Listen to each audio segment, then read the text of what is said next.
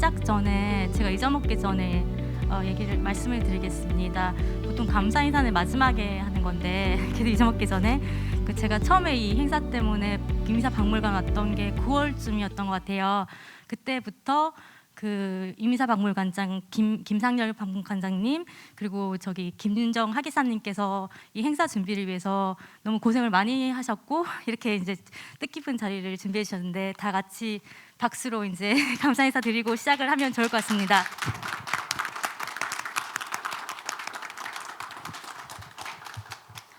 저는 오늘 패널분도 너무 좋지만 또 음악도 기대 이상으로 너무 좋아가지고 지금 아주 좋은 행사에 과분하게 제가 이제 사회를 맡은 것 같습니다. 자, 이제 시작하겠습니다. 그럼 지금부터는 출연진 모두를 모시고 한국으로 여기민에 대한 이야기를 다시 한국으로라는 테마로 이야기를 나눠보도록 하겠습니다. 앞서는 저희가 이제 세대별 경험을 공유했는데 4부에서는 지금 앉으신 것처럼 국가별로 말씀을 나눠보겠습니다. 제가 이제 저는 한인 디아스포라 연구자로서 개인적으로 세계의 코리아타운에 굉장히 관심이 많습니다. 남미 각 나라별 특징은 어떤 점이 있을지 들어보도록 하겠습니다. 우선 안경자 그리고 박진영 선생님, 그런 브라질 한인 사회만의 어떤 특징이 있을까요?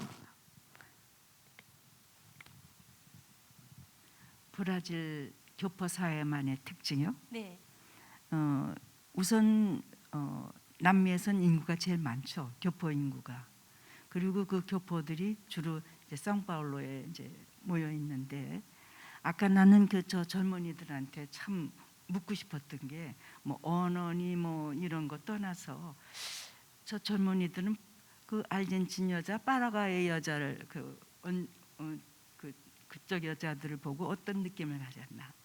또 이 박진영 씨는 브라질 남자가 어땠나. 그리고 한국에 돌아와서 한국 여자들을, 한국 아가씨들, 한국 대학생들 보았을 때 느낌이 어땠나. 나는 이런 거 참 듣고 싶었고요. 브라질 교포 사회에서는 이렇게 브라질 사람들과 결혼하는 일이 많아요. 그리고 제가 이민 오던 그 80년 초만 하더라도 외무부에서는 가능하면 빨리 브라질화해라 그랬거든요. 그래서 솔직히 이제 물론 이제 나이 들어서 왔으니까 조금 변명은 되지만 브라질화하지 못하고 여기 왔던 게 일말에 조금 뭐랄까 생각해야 될 문제 하나로 되어 있어요. 어쨌든 교포 사회는 90% 이상이 의류예요. 그리고 브라질 사회 내에서는 한국 교포들은 아주 부지런하고, 그리고 미적 감각이 뛰어나고, 그리고 이 패션에 있어서는 브라질 사람들을 리드하는 그러한 한국인이다, 이렇게 이제 인정을 받고 있다고 저는 믿어요. 네. 어떠세요? 네, 맞습니다. 네, 제가 봤을 때는 사실 제가 이제 고등학교 공부, 대학교 1학년까지만 거의 현지에서 공부를 했기 때문에 잘 몰라서 이 질문을 저희 부모님께 드렸어요. 엄마 아빠 부모님 거기 특징이 어떻게 되냐 그랬더니 여쭤봤더니 사우파울로 이제 대도시 같은 경우는 여기 이렇게 살다 오신 이제 사우파울로 대도시 같은 경우는 한인 이제 한국 분들이 좀 떨어져서 살거나 아니면 어디 뚝 떨어져서 살거나 이렇게 살고, 우리 동네, 그러니까 거기 국경 지역 우리 동네는 사람들이 옹기종기 모여서 산다. 그게 차이점 하나 있고, 그다음에 그러니까 한인들이 좀 모여서 사는 편이고, 그다음에 두 번째는 좀 맞는 말 동의하실지는 모르겠지만 이제 뭐 한인회나 교민회나 뭐 한글학교나 이런 것들이 저희 거기 동네에서는 엄청 많이 애써 주셨어요, 어른들께서. 그래서 항상 그 한글학교 위해서 바자회도 열고 수익도 거기에 이제 기부하고 뭐 찬조금도 내고 육성 회비 내고 이제 엄청 열심히 하셨던 걸로 그렇게 기억하고 있습니다. 네. 네, 그 다음 말씀 듣기 전에 안경자 선생님께서 굉장히 중요한 질문을 해주셨어요.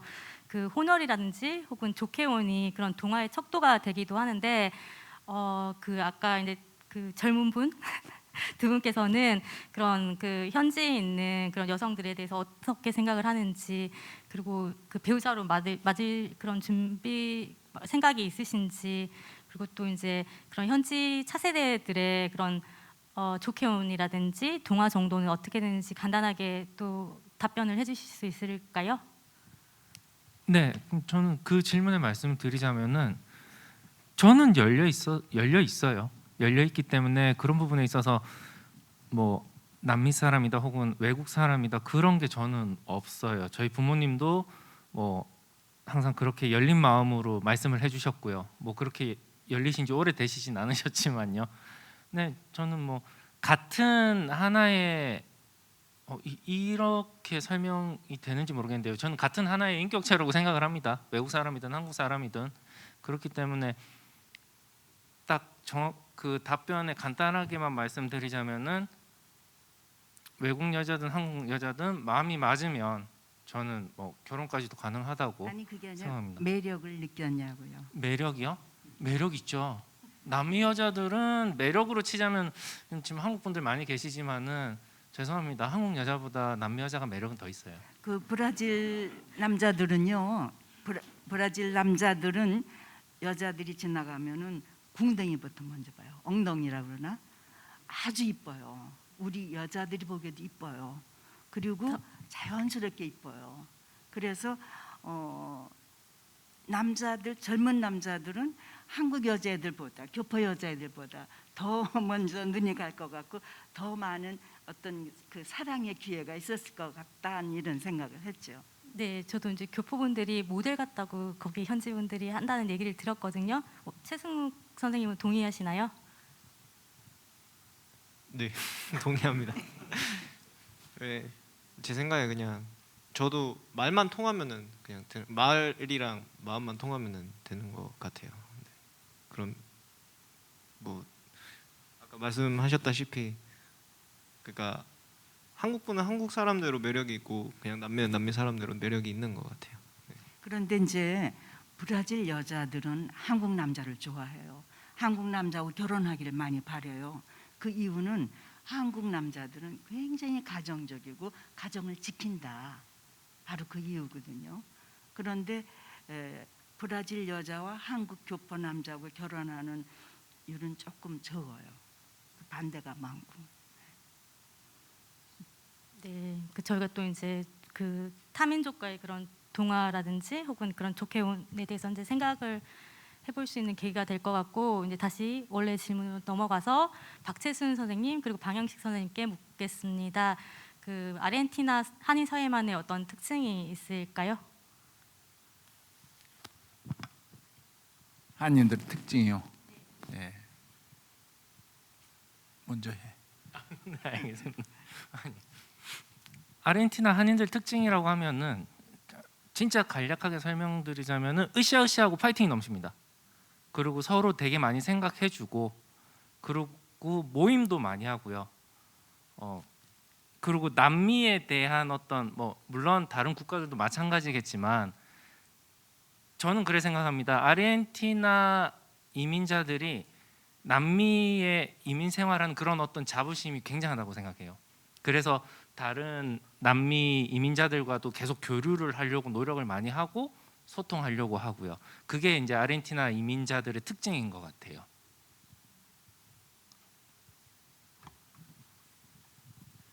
저는 그 매력이 있고 없고 하는 것은 잘 모르는데 우리가 이민 세대가 어느 정도 되냐 하면 아르헨티나 이민사가 1965년이면 지금 57년 됐나요? 그리고 브라질이 59년 됐나요? 파라과이하고 브라질이. 그래서 이제 우리는 이민 1세대인데 많은 이민 이제 제 이야기를 아니고 많은 우리 이민 1세대들이 사실은 그 한국 사회는 어느 섬 나라처럼 그런 경우가 많습니다. 언어, 문화 또 여자를 보고 남자가 여자를 보는 게 그게 아직까지는 서툴었습니다. 지금 이제 많이 변했지만은 그래서 이제 그 중에서 이제 저의 예를 들은다면 제가 그 브라질에서 잠깐 그 생활을 한 적이 있었는데 그 사람들 이야기를 많이 듣습니다. 근데 우리 한인들 아니고 브라질에 마침 호텔에 두 일본 후세 할아버지들이 그 호텔에서 근무를 했었는데 제가 물어봤습니다. 그 일본 여자하고 아르헨티나 여자하고 어디가 더 좋습니까? 일본 여자가 결혼을 했습니까? 뭐 안 했습니까? 그러니까 한 할아버지는 뭐냐 하면 브라질 여자들은 동물 같아서 나는 한 번도 데이트를 해본 적이 없습니다. 일본 여자하고만 데이트를 했죠. 그러니까 그 옆에 있는 사람 아니 나는 이 일본 여자는 동족 같아서 우리 그 자매 같아서 우리 그 친척 같아서 도저히 그 일본 여자하고는 데이트를 못하고 한인 그 브라질 사람들하고만 데이트를 했습니다. 그렇게 자기 생각이 각각 다르더라고요. 우리가 갔을 때 우리 방영식 아버님이나 우리 갔을 때 그 대화가 잘 통하지를 않았습니다. 사실은 이민 1세대들은 그래서 그 교류를 마음대로 할 수 있는 그런 게 아니었는데 지금 몇 분 동안 해야 되는 거예요.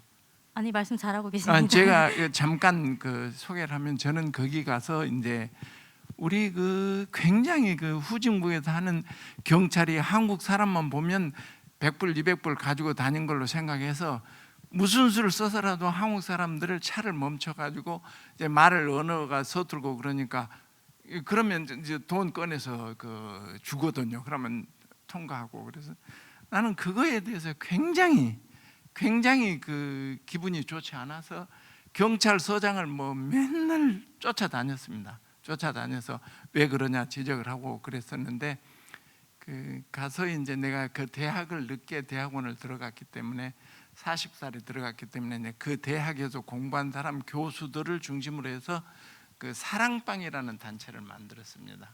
그 사랑방이란 게 아르헨티나 교수 뭐 대여섯 명 언론인 그 정치가 또 우리 한국 사람들 뜻 있는 분들이 해서 사랑방이라는 걸 만들어서 이제 한국과 아르헨티나의 교류뿐만 아니라 한국 문화를 소개하고 아까 우리가 봤던 그런 것처럼 이제 한국 문화를 소개하고 그래서 아르헨티나에 있을 때는 제가 글을 썼는데 글은 다 그 저걸 소개를 못 하더라도 내용은 뭐냐 하면 저는 호남 사람인데 한국에 살 때는 호남 사람이라는 멍에를 쥐고 사는 그런 거였습니다. 지금 이제 많이 달라졌지만 1997년 이후에 그 정치에 있어도 그 한국에는 지역 갈등이 대단히 심했거든요. 호남 사람, 영남 사람, 충청도 사람 그렇게 해서 서울에서 살면서 호남 사람이라는 그 멍에 같은 걸 쥐고 살았어요. 사실은 말도 조심해야 되고 호남 사람이기 때문에 행동을 바로 해야 되고 결국 이제 나 같은 경우 아르헨티나 이민을 가서 보니까 이게 한국 사람이야. 그래서 아까 우리 박진영 씨 이야기했지만 금방 아무리 어쩐다 하더라도 지금 이제 우리 이 후세들은 그 한국 사람이라는 것에 대한 어떤 정체성의 혼란이 있었지만은 아무리 그 한국말을 스페인 말을 잘하고 동화됐다 하더라도 처음에 딱 볼 때는 그 중국 놈이냐 뭐 한국 놈이냐 일본 놈이냐 일본 사람이냐 이렇게 이야기를 하는데 우리는 그래서 이제 그런 것을 없애기 위해서 그 사랑방이라는 걸 만들어서 친한인 이제 뭐 정치인들도 들어있었고 교수들도 들어있었고 뭐 이렇게 해서 이제 사랑방이 우리 그 한국 아르헨티나 교류를 하는데 도움을 줬는데 그런 의미에서 이제 저는 그 늘 그 우리 교민들한테 개고기를 먹습니다. 뭐 중국 사람 쥐고기를 먹습니다. 그또 그 우리 국경이 어디 터져 있지만은 공항에서 한국 사람은 오면 그 전부 짐을 풀고 그렇게 해서 그 밀수라고 해서 단속을 하고 그런 불편한 점이 많았었는데 그런 것을 없애기 위해서 사랑방이라는 걸 만들고 결국은 그 사람들이 그 한국에 대한 이해를 넓히고 매스컴에도 나와서 이야기를 하고 그런 경우가 있었습니다. 이제 그걸 한국에 와서는 이제 다시 그 어떤 멍해를 쥐었느냐 중남미 출신이라는 멍해가 대단합니다. 여기 이제 제가 느끼는 바에는 왜냐? 그 후진국의 중남미 우리가 생각할 때는 참 사람이 살고 아름답고 그 고기도 맛있고 인간이 사는 그 삶에서 왔는데 여기서 볼 때는 아주 후진국 저기 인프레 나고 독재하고 그런 나라로 생각해서 중남미라는 나라. 그래서 이제 여기 와서는 우리 그 중남미라는 멍해를 주고 살고 있습니다. 그래서 지금 뭐 제가 온 지가 2003년에 귀국을 했고 물론 3년 동안 가서 거기가 교수를 했는데 그 중남미 소리가 나면 조금 더 움츠러들고 그래서 나는 멍해를 지었지만 중남미 사람들, 중남미 동포를 위해서 일할 것이다. 그래서 물론 그 대학교에서도 그 중남미 그 멕시코나 쿠바 사람들이 왔을 때 이제 거기도 뭐 1년씩 강의를 하고 그랬습니다만은 그런 멍해를 지고 사는 게 우리 그 남미 이민자들, 우리 안경대 선생님 뭐 특별하고 그 글도 쓰시고 그 두 분이 이렇게 좋은 언제든지 나오셔서 그 우리 그 브라질에 대한 이야기를 하시고 또 이제 우리 젊은 친구들도 이렇게 나오기 시작했는데 사실은 중남미 출신이나 어디 미국이나 어디 다른 나라에 비해서는 유럽이나 비해서는 저 못 살고 가난한 나라에서 온 사람들 그렇게 하고 이제 그런데 그 중남미가 아까도 제가 좀 심하게 말씀드린 바와 마찬가지로 거기는 사람들이 사는 곳이다 그렇게 해서 중남미라는 나라도 참 괜찮은 나라다. 그러나 이제 뭐 여자를 보고 남자를 보고 어떤 이성을 보고 그런 것은 별로 못 느꼈고 단 이제 딸이 셋인데 막내딸이 그 일본 사람 후세하고 결혼을 해서 거기서 그러니까 처음에 이민 갈 때 야 딸 있는데 어떻게 외국 그 현지인들한테 결혼하면 안 되는데 그렇게 생각하다 그때부터 나는 그랬습니다. 적어도 한 아이는 그 현지인하고 결혼을 시키마 그렇게 생각을 했는데 결국은 그 현지인 그러니까 뭐 어떻게 그 인종이라든지 또는 어떤 그 문화라든지 그런 것을 반대할 이유나 저 없고 이제 언제나 남미 중남미가 내 인생이고 내 멍이고 내 삶이고 거기 가서는 한국이라는 그 멍해가 나에 있어서 내 인생의 상당 부분을 그 지배를 한다. 뭐 이런 좀 말이 길어졌습니다. 미안합니다.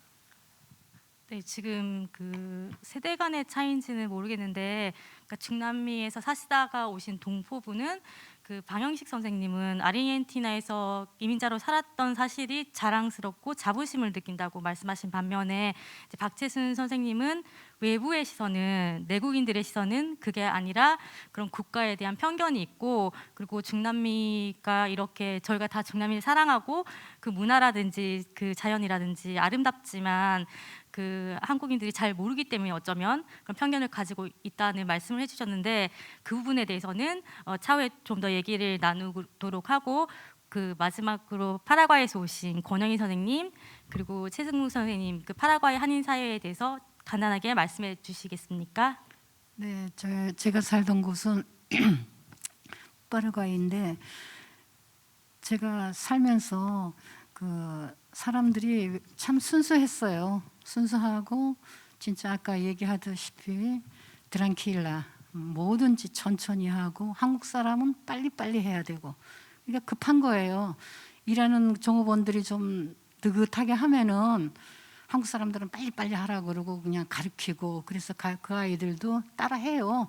주인이 가르치면 따라하니까 그렇게 살다 보니까 그 참 순수한 면에서 착한 면도 없지 않아 있어요. 단 이제 못 살기 때문에 파라과이가 좀 못 살지 않았어요. 그래서 그 사람들 생활이 그러니까 이렇게 갖고 싶은 거 탐도 내고 나쁜 짓도 하고 그랬는데 참 그런 거는 안 고쳐지더라고요. 그래서 이제 30여 년 살면서 저도 뭐 그런 거 다 포기하고 또 같이 오래 지내다 보니까 그 사람들도 고쳐 나가더라고요. 그리고 지금 세계가 하나가 돼가지고 결혼관념들을 얘기하셨는데 저는 벌써 9세대네요. 제가 이민 갈 때는 그래도 거기 가서 돈 벌어 갖고 아이들도 한국에서 공부시켜야겠다. 내 나라를 굉장히 그리워했는데 어차피 갔으니까 살아야 되잖아요. 그리고 학교를 이 나라 저 나라 옮길 수가 없어요. 그러면 아이도 혼동되고 제가 마음을 굳게 먹고 그냥 여기서 너네들 고등학교 졸업하고 한국으로 보내야겠다는 그런 생각을 했고 어느 쪽으로도 한국어를 좀 가르쳤습니다. 비디오도 보게 하고 제가 이제 천주교 신자니까 성당에 가서 아이들하고 한국 아이들하고 놀면은 한국말을 하게 돼요. 학교 가면 에스파뇰을 해도. 그러면서 아이들이 잘 따라와 줬고, 사실 저희 아들이 고등학교 졸업하고 제가 공항에 혼자 내보냈어요. 혼자 가라고. 그러니까 뭐라 그러냐면 내가 왜 한국을 가야 돼요? 이래요. 그래서 한국 가서 공부 한번 해봐. 그래서 이제 삼촌 집에서 머무르는 걸로 알고 보냈는데 2달을 못 있더라고요. 그래가지고 지가 나와서 고생했죠. 학교 들어가기 전까지는 뭐 알바도 하고 뭐 그 건물 청소도 하고 그랬대요. 그거를 나중에 제가 알아가지고 참 가슴이 아팠는데 저는 그런 얘기를 안 하더라고요. 지가 이겨보려고. 근데 공부를 끝내고 이제 학교에서 통역 협회장까지 하고 이제 재미가 있던 거예요. 그래서 엄마 나 한국으로 보낸 거 감사해요. 그 소리 하는데 그때서 진짜 마음이 진짜 저도 이제 안심을 하고 그래 이제 거기서 한번 살아봐. 그렇게 했어요. 그래서 저도 이제 14년도에 나오고 그랬지만 같이 이렇게 지금 잘 지내고 있습니다. 네, 이상이에요. 감사합니다. 죄송한데 혹시 그 현지인 아니면은 한인 사람의 특징이 한인 사회. 그 파라과이 같은 경우에는 좀 중간인 것 같아요. 남미 사람이랑 한국 사람이랑 딱 섞여서 그냥 어느 부분에서는 이제 좀 보존적인 것 같아요. 그냥 문화나 이런 거를 좀 더 뭐라 해야 되지? 우리는 한국 사람이니까 약간 뭐 한국에 한글의 날도 있고 뭐 이런 걸 다 챙겨서 하는 반면에 또 저 같은 경우에는 파라과이 친구들도 많으니까 똑같이 기념일이나 뭐 이런 그런 날들은 똑같이 챙겼어요. 그러니까 어떻게 말씀드려요? 그냥 동시다발적으로 그냥 두 가지를 다 한 것 같아요. 네, 이제부터는 질문 전부 답변해 주시지 않으셔도 되고 그냥 해당되는 그 분들만 답변을 해주시면 되겠습니다. 그러니까 지금 정리를 하자면은 그 후세대들은 한국 유학, 모국에서의 수학이 그 주 동기가 되어서 한국으로 귀환한 경우가 많고 또 이제 부모님 세대들은 그 한국에 있는 자녀들과의 그런 가족과의 재결합 혹은 은퇴라든지 그런 계기로 이제 한국에 그 여기주를 하셨는데 저도 이제 10년 동안 뭐 이민은 안 했지만 유학 생활하고 한국에 다시 왔을 때 소위 말하는 그 영문화 충격을 느꼈거든요. 그래서 혹시 다시 한국 왔을 때 좀 당황스러우셨거나 아니면 뭐 그런 문화 충격을 느낀 일이 있는지 어떤 느낌이었는지 누가 먼저 말씀해 주실까요? 네. 한국 딱 다시 여기로 왔을 때요. 한국 하면 정이잖아요. 저는 중학교 때 이민을 간 거였으니까 그전 한국 생활이 있었잖아요. 그래 한국 사람은 무조건 정이었는데 한국 딱 와서 제일 충격을 받았던 거는 너무 차갑다. 사람들이 뭐 선전도 뭐 초코파이 선전하면 정 나오고 계속 정정 그러는데 다들 너무 차가운 거예요. 차갑고 대중교통을 이용하는데 뭐 젊은이들 말로는 이제 약간 어깨빵이라 그러죠. 그냥 뭐 어깨 좀 부딪히고 지나가면 오히려 외국은 살짝만 스쳐도 미안하다 혹은 지나갈 때 실례합니다 하는데 그렇게 정을 강조하는 한국이 굉장히 그냥 아무렇지도 않게 서로가 둘 다 지나가는 거예요. 이제 그런 부분이 굉장히 충격적이었죠. 또 어떤 분 다음? 약간 그 거리가 있는 것 같습니다만 우리 마침 세 나라 그 1세대, 2세대가 나와서 말씀드렸는데 제가 그 아까 사랑방 하면서 한번 그 우리 아르헨티나, 브라질, 파라과이 세 나라 청소년들을 그 아르헨티나 초정해서 우리 한인 후세들을 교육을 하고 그 친구들하고 한번 같이 그 활동을 했던 적이 있습니다.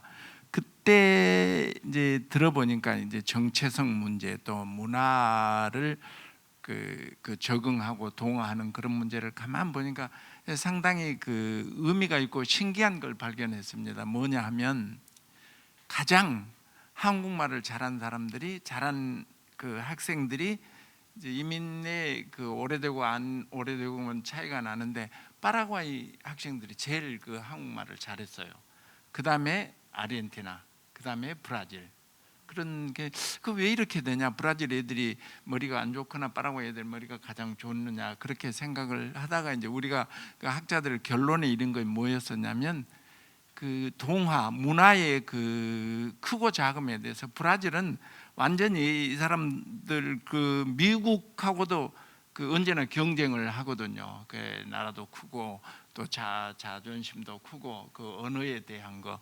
그래서 브라질에 사는 교포들은 특별히 이제 거기 동화를 하면서 그 포르투갈 말을 그렇게 열심히 한국말을 열심히 배워야 될 동기가 좀 부족했고 파라과이는 우리 그 한국 문화가 더 강한 거라. 예를 들어서 조금 더 한국이 좀 더 그 부자로 더 잘 살고 그래서 어떻게 해서든지 우리 자식들을 아니면 우리가 앞으로 해 나가기 위해서는 부모님이나 자식들 마찬가지로 한국말 열심히 해서 한국으로 진출해야 되겠다.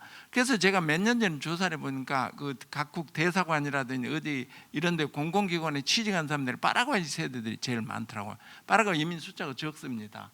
그럼에도 불구하고 그리고 이제 그 문화 적응 같은 게 그렇다고 해서 이제 뭐 그 나라의 차이는 없는데 그만큼 거기서 현지에 살면서 어떻게 해서 살아나가야 우리 미래를 어떻게 해서 살아나가야 될 것인가 하는 걸 그 1세대건 2세대건 생각할 때 문화 언어에 대한 그 적응력이 한국을 향한 적응력이 파라과이는 더 크고 브라질은 조금 약했던 거 아닌가. 브라질은 브라질 자체로만 가지고 그 떵떵거리면서 사는 세계라고 또 생각하고 또 사실은 그렇지 않습니까? 인구라든지 땅 넓이라든지 자원이라든지 풍부하고 저는 아직까지도 세상에서 가장 좋은 나라가 브라질이라고 생각하거든요.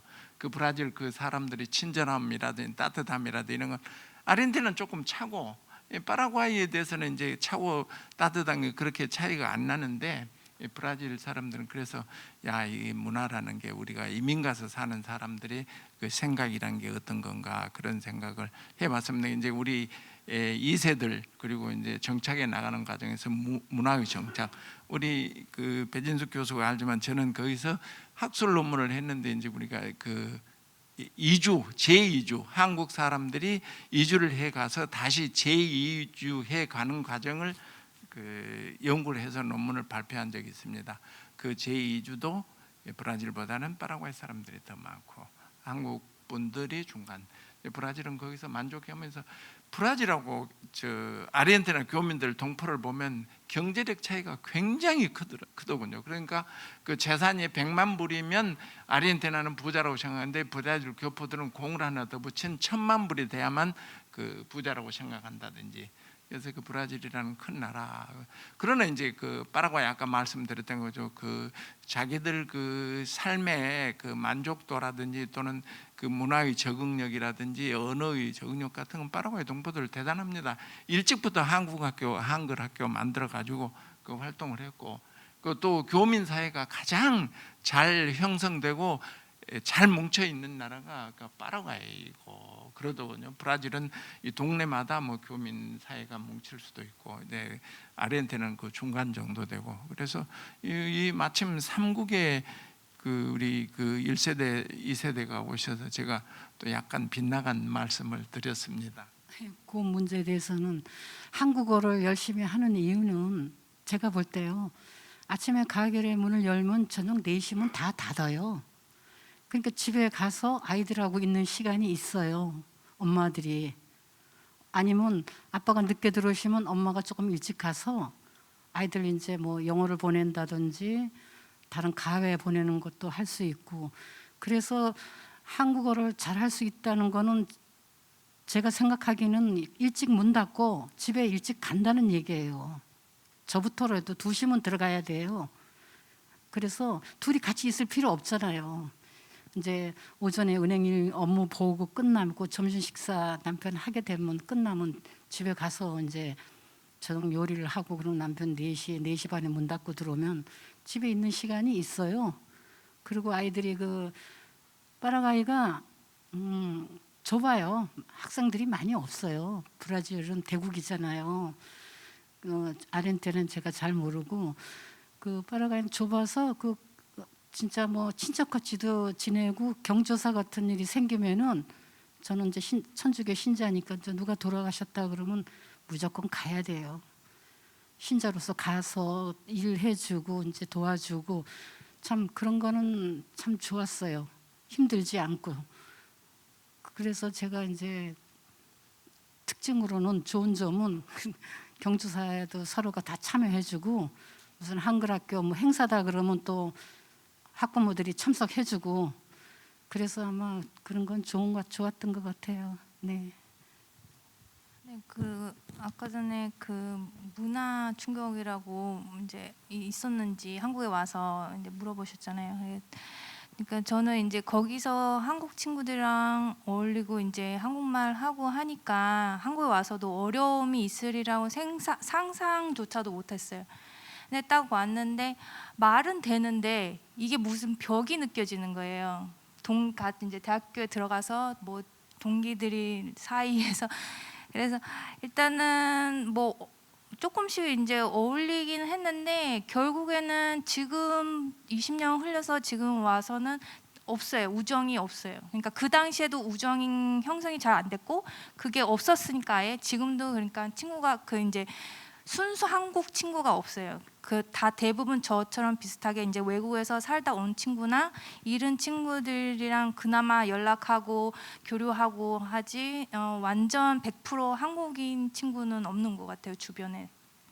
네 그리고 제가 저희 아버지께서는 그 당시 70년대에 이민 가셨는데 그때는 한국이 남미 브라질이랑 브라질은 아르헨티나보다 못 살았어요. 그거를 명심하셔야 돼요. 그래서 저희 아버지는 저랑 저희 동생들이 태어났을 때는 한국으로 유학 보낼 생각조차 안 하셨대요. 왜냐? 더 좋은 나라에서 키워야지 뭐하러 못 사는 한국에 보내냐. 그런 생각도 가지고 계셨어요. 그런데 이제 이게 달라졌잖아요 상황이. 그래서 이제 어쨌든 그래서 저희 어머니는 또 딸이고 외국어도 하니까 이거를 살려서 한국에 가서 전문직을 갖고 여자도 일을 가져야 된다. 그래서 한국에 가서 전문성을 갖고 일을 가지고 그 다음에 또 잘하면 또 신랑도 만나고 이렇게 일석이조로 되니까 어머니의 생각으로 그래서 그렇게 한국에 오고 또 한국에 정착을 하게 됐던 것 같아요 저는. 네. 네, 지금 이제 3부에서는 다시 한국으로 오기 때문에 저희가 이제 한국 경험을 좀 더 듣도록 하겠습니다. 선생님들께서는 한국에서도 남미 음식을 자주 드시거나 혹은 남미 음악을 자주 들으시는지요? 지금 한국 몸이 떠난다고 마음까지 떠나는 건 아닌데 혹시 남미 사시던 때가 그립거나 뭐 생각나시거나 남미에서 살았던 그 경험으로 인해서 한국에서 어떤 영향을 받거나 하시지는 않으신지요? 어떤 부분부터 말씀해 주실까요? 네, 그 한국에 와서 그러니까 남미 음식을 많이 먹고 싶어요. 제일 그리운 게 아까도 말씀드렸지만은 친구랑도 얘기했는데 진짜 아사도 고기. 근데 여기에서 쉽게 먹을 수가 없고요. 일단 뭐 남미 고기 자체가 수입이 안 되니까요. 그냥 먹을 수가 없고. 그리고 문화는 그런 어떤 남미 문화를 사실 가지고 가려고 되게 노력하는 편이에요. 왜냐면은 저는 제가 했었던 게 이제 약간 예체능 쪽이다 보니까 그게 한국에서 생활하는데 굉장히 도움은 많이 되긴 하더라고요. 그래서 뭐 남미 음악이나 남미 문화를 그러니까 잊지 않고 계속 기억을 하고 끌고 가려고 항상 접하려고 노력을 하고 있어요. 네. 한 분만 더. 제가 여기 와서 제일 놀란 거는 아까 그 정이 없다고 그랬는데 제일 놀란 게 바로 그 점이었어요. 한국 사람들이 인정이 많은 나라가 이제는 아닌 거. 그리고 지나가는 예쁜 어린애를 예쁘다고 만져줘서는 안 된다. 만져주지 마라. 이제 이런 거. 근데 음식에 있어서는 물론 지금도 브라질의 페이조아다를 그 재료가 꼭 브라질 재료는 아니지만 여기 있는 것 갖고도 얼마든지 회주하다 만들어 먹어요. 뻥지뇨도 브라질 빵과 비슷한 거를 놓고 브라질 빵처럼 먹고, 또 크리스마스 때문에 먹는 그런 빵도 이탈리아 빵이 들어와 있더라고요. 그래서 그걸 먹으면서 아직도 브라질의 음식, 브라질의 문화, 브라질의 절기를 잊지 않고 있다는 거는 그건 뭐 틀림없는 사실이에요. 다만 좋은 거는 브라질에서 느끼지 못했던 거, 계절 음식, 사철 음식을 먹을 수 있고, 또 이날은 브라질도 그랬지만 여기는 참 연습극이 많구나. 그리고 TV에 그 자막 문화가, 이건 영국갑니다. 아주 특수한 한국의 TV 문화, 자막 문화예요. 그 자막 문화의 그 아주 위트, 여러 가지 디자인 이런 것은 역시 한국적인 그 창의성에서 온 거로구나. 이제 이런 걸 느끼면서 이렇게 브라질에서 여기 왔다는 것은 어쩔 수 없는 자연적인 거지만은 36년이나 살았는데 그걸 어떻게 잊어버리겠어요. 아까 잠깐 마이크를 들었다 놨는데 하실 말씀이 있으실까요? 네, 저 같은 경우에는 뭐 말씀드렸다시피 그 교포 친구들이 많아서 그런 걸 먹고 싶으면은 그냥 모여서 해 먹는 편이에요. 그래서 막 물론 맛은 똑같진 않지만 그냥 그냥 해 먹고, 음악 같은 경우에도 뭐 교포 애들이 있으니까 다 스페인어를 하고 하니까 그냥 같이 있을 때는 그런 음악 듣고 하곤 해요. 그래서 막 사실 그 예전에 사귀었던 친구들이 이제 그립지, 막 나라 자체는 뭐 그냥 그런 것 같아요. 네, 준비한 질문이 많지만 저희가 시간상으로 마지막 질문 드리겠습니다. 남미 한인 사회나 이민 생활에 대해서 하시고 싶은 말씀이 있으면 자유롭게 오늘 마무리하는 그런 코멘트 한마디씩 해주시면 감사하겠습니다. 교포 사회의 한 특징 중에 하나가 아마 다른 이웃 나라도 마찬가지일 거예요. 여자들이 굉장히 일을 많이 해요. 돌아와서 보니까 한국의 여자분들은 참 여유가 있고 멋지게 살고 있구나. 브라질 교포들은 그게 생업인 동시에 이제는 습관이 됐어요. 그래서 아침에 일어나서 가게 와서 일하고 저녁 때 가서도 또 음식을 만들어야 되고, 아마 전 세계에서 가장 부지런하고 머리도 좋고 열심히고 에너지가 많은 게 한국 여자가 아닌가, 이런 생각을 했어요. 감사합니다. 박진영 선생님 마지막으로. 네, 저희 아버지께서 작년에 거기 그곳 시장으로부터 감사패를 받으셨어요.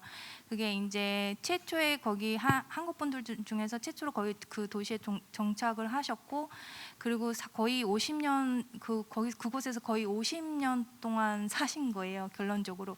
그래서 그 도시의 성장과 문화 다양성에 기여한 것에 대해서 감사패를 받으셨어요. 그래서 전 너무 한 곳에 지키기가 참 어려워요. 힘든 시기, 제가 이제 지금 나이가 되니까 한 곳을 지킨다는 게 참 어려운 것 같아요. 뭐 어려운 시기, 힘든 시기, 상황 시기도 그런 어려운 게 많았지만 한 곳을 잘 그래도 지켜주시고 계셔서 너무 감사드리고, 저희 부모님께.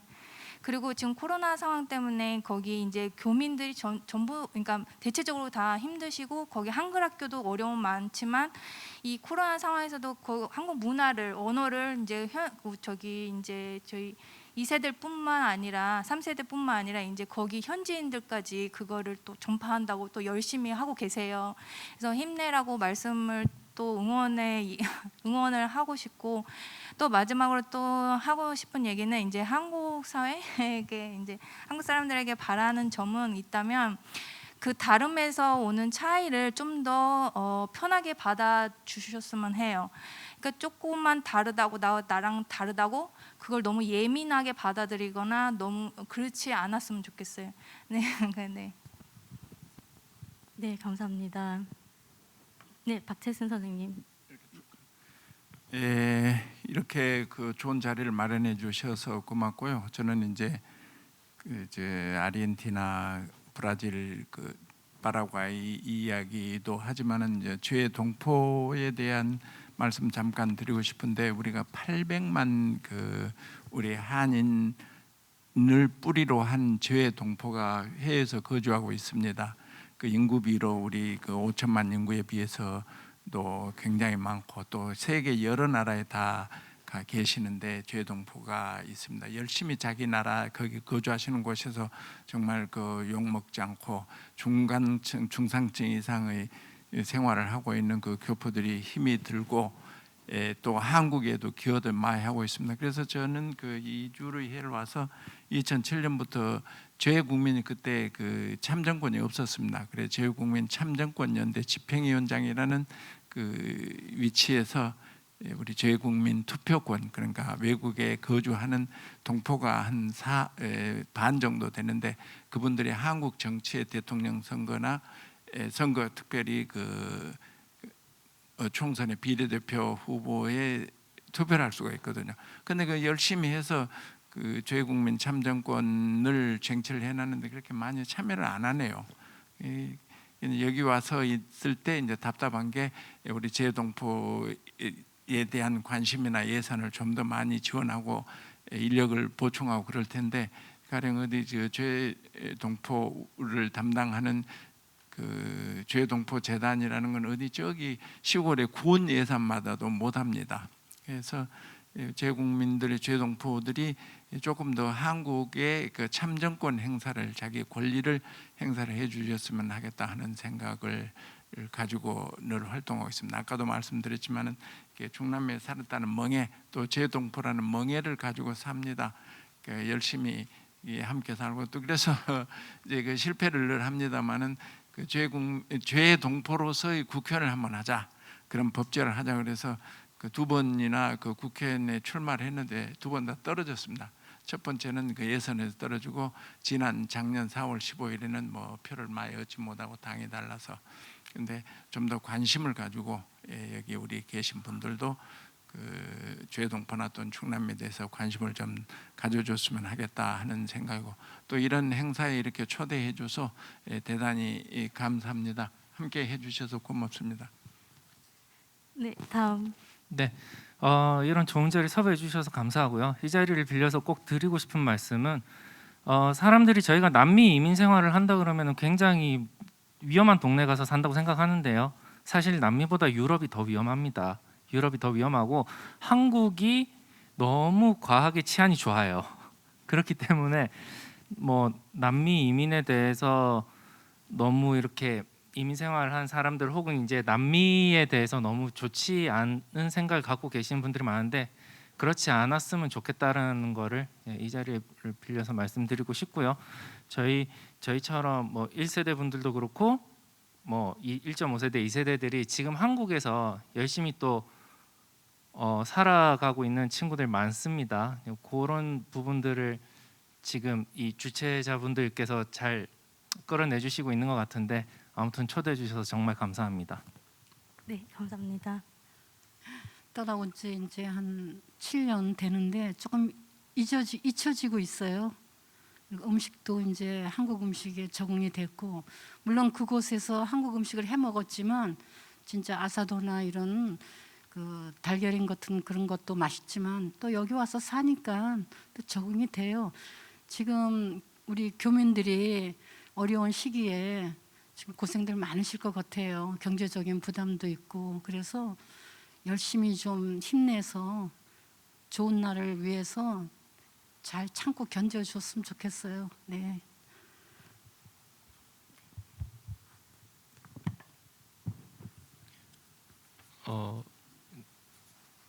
다들 말씀하신 것처럼 여기 불러주시고 섭외해 주셔서 감사드립니다. 예전 생각이 많이 나서 또 좋았던 것 같아요. 편안하게 토크를 한 것 같아요. 네, 감사합니다. 네, 감사합니다. 이야기 잘 들었습니다. 이번 토크 콘서트를 통해 생생한 증언으로 남미 한인 이민 사회의 분위기와 이민 가셨던 분들의 생각을 알 수 있었던 시간이 된 것 같습니다. 앞으로도 국내에서 해외로 떠났던 이민자들의 이야기, 한인 사회의 이야기가 잘 전달될 수 있는 기회가 많이 있었으면 좋겠습니다. 토크 콘서트에 참여해 주신 6분 긴 시간 동안 이야기 들려주셔서 감사합니다. 박수 한번 부탁드리겠습니다. 그리고 촬영해주신 촬영팀, 그리고 끝까지 자리를 지켜주신 청중분들께도 감사드립니다. Gracias. 마지막으로 들으실 곡은 아리랑입니다. 아리랑은 백옥빈 선생님께서 아리랑 고개 너머라는 음반을 가지고 브라질 이민선에 몸을 실었다고 하며, 또 오늘 출연해주신 파라과이 1세 권영희 선생님께서도 고국을 그리워하면 들었던 곡이라고 합니다. 그만큼 고국을 떠나 타지에서 생활하신 분들께는 향수를 달랠 수 있는 대표적인 곡이라고 할 수 있겠습니다. 인천 콘서트 챔버의 연주와 박대우, 카밀라님의 노래로 들으시면서 이 시간 마무리하겠습니다. 긴 시간 함께 해주신 모든 분께 감사드립니다. 감사합니다.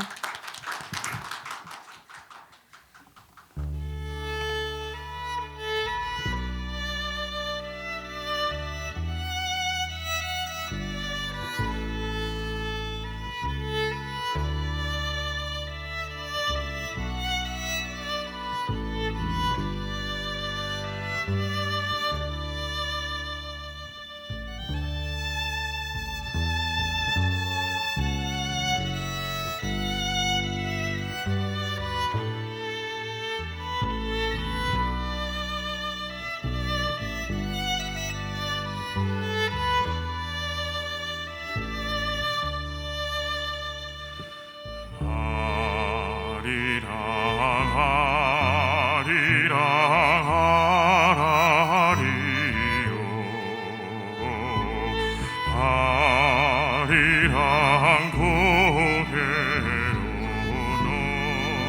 넘어간다. 나를 버리고 가시는 님을 심리도 못 가서 발병난다.